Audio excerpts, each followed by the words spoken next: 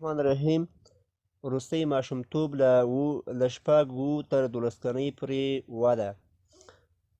دا دوره د ماشوم د ښوونځي دورې په نوم یادیږي، یعنې ماشوم په ښوونځي کې شاملیږي او رسمي زده کړې پیل کوي. په دې دوره کې ذهني وده ډېره چټکه وي. ښوونه او لوستل، لیکل او حساب کول زده کوي. د تیرو دورو په نسبت دغه دوره کې بدني وده یو څه کمزورې وي او همدارنګه د ماشوم کړنې په دې دوره کې یو څه منطقي وي. د یوې همدارنګه بدني وده د یوې شپږ کلنې نجلۍ د هډوکو او اندام د اووه کلن هلک په څېر وي. د هلکانو وزن له نجونو څخه لږ څه زیات وي، خو له 11 کلنۍ څخه وروسته دغه نظم له منځه ځي. د قد زیاتوالی 15 نه تر 8 سانتي متره وي. د یوې متوسطې نجلۍ په دې دوره کې قد 140 سانتي متره وي او د هلکانو هم په همدې اندازه وي. په وزن کې نسبت قد ته زیاتوالی راځي له 1.5 نه تر 2.5 کیلوګرامه پورې. په دې دوره کې د یوې 11 کلنې نجلۍ وزن 40 کیلوګرامه وي او د 11 کلن هلک 9 کیلوګرامه وزن وي.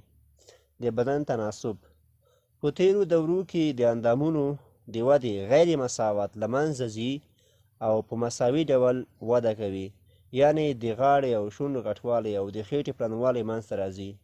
غاښونه د یو ماشوم د بلوغ دورې په شروع کې 28 غاښونه له 32 دایمي غاښونو څخه لري او 4 نورې د عقلي غاښونو په نوم یادیږي چې د نوې ځوانۍ دوره کې منځته راځي.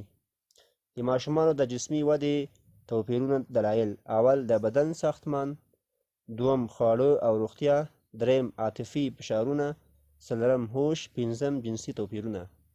د بدن ساختمان د اوکتومورف د بدني ساختمان له مزومورف بدني ساختمان څخه وزن کم وي. د مزومورف ساختمان وده نسبت اوکتومورف او اندومورف ته چټکه وي. یو امریکایي عالم د ابن شلدون په نامه د شخصیت ټیپونه په 3 ډولو ویشلي دي: اوکتومورف، مزومورف او اندومورف. اوکتومورف معمولا د شخصیتي نګاه نه ګوښهګیرې وي، همدارنګه د وزن نګاه نه هم کم وي. دوی وده چې ده عمودي شکل باندې ده او مزومورف چې دي دوی د بدن ساختمان ډېر فعاله وي، مناسب عضلات لري. او همدارنګه اندومورف چې دي دوی وده افقي ډول باندې ده، دوی د وزن نګاه څخه ډېر وي. بل خواړه او روغتیا هم د ماشوم د جسمي توپیرونو، یعنې هغه ماشومان چې سالم خواړه ته لاسرسی ولري، روغتیا ولري، دوی د نورو څخه ډېر توپیر لري. عاطفي فشارونه هم همدارنګه هوش او جنسي توپیرونه، دغه ټول دلایل دي چې د جسمي ودې توپیرونو عوامل دي. بله موضوع ده د خبرو کولو وده. د ماشومانو لپاره یو ضروري وسیله ده چې په ګروپ یا په ډله کې دوی شاملیږي او همدارنګه د لویانو د ارتباط وسیله ده.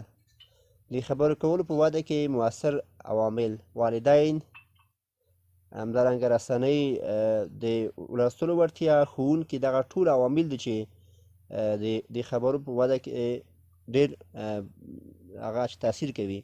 پلار او مور باید د ماشومانو همدارنګه هغه مشکلات چې لري، تلفظي مشکلات لري، ګرامري مشکلات لري، باید هغوی خپل ماشومان هغوی ته هغه کې متوجه کړي، اصلاح یې کړي. همدارنګه رسنۍ هم، همدارنګه ښوونکي هم ډېر